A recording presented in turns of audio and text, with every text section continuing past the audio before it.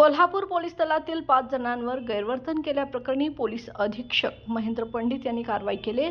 4 जणांचं निलंबन केलं असून एकाला बडतर्फ केले। यामध्ये शिरोळ पोलीस ठाण्यात कार्यरत असलेले पोलीस निरीक्षक इम्रान मुल्ला यांनी 3 लग्न केले असल्याची तक्रार त्यांच्या दुसऱ्या पत्नीने वरिष्ठांच्याकडे केली होती। या तक्रारीची पडताळणी करून त्यांच्यावर निलंबनाची कारवाई करण्यात आली आहे। तर चंदगड पोलीस ठाण्यात कार्यरत असलेले पोलीस नाईक राजाराम पावसकर यांनी 2 लग्न केल्याची तक्रार पहिल्या पत्नीने केली होती। या तक्रारीची पडताळणी करून त्यांच्यावर निलंबनाची कारवाई करण्यात आली आहे। पोलीस कॉन्स्टेबल प्रेमसागर मधाळे आणि प्रकाश पाटील यांची गार्ड म्हणून न्यायाधीशांच्या निवासस्थानाबाहेर ड्युटी असताना त्यांच्यावर कामात हलगर्जीपणाचा ठपका ठेवून निलंबनाची कारवाई करण्यात आली होती।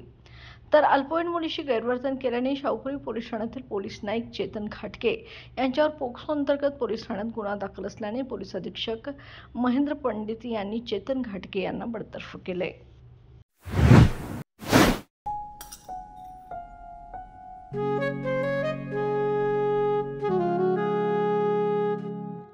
बाबा, आज येताना बासुंदी घेऊन या ना। अगं, कालच आपण आईचा वाढदिवस होता म्हणून आणली होती ना।